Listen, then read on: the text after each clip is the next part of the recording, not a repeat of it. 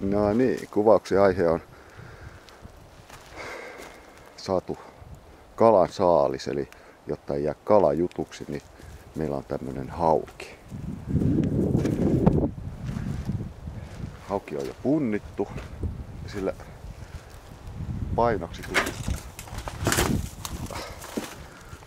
painoksi tuntuu löytyvän noin 5,5 kiloa.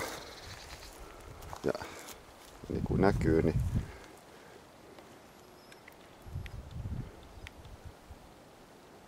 mittaakin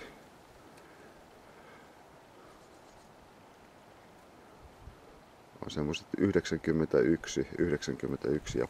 kieppeillä.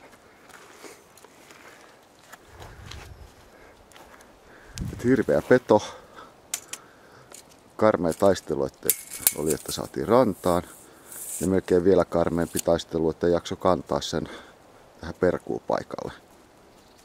Ja nyt meillä on semmoinen ongelma, että joutuu miettimään, että pitääkö tässä niin kaivaa tuota fileerausta varten vesuri, moottorisaha, kirves, kun meidän fileerausveitsi on aika pieni.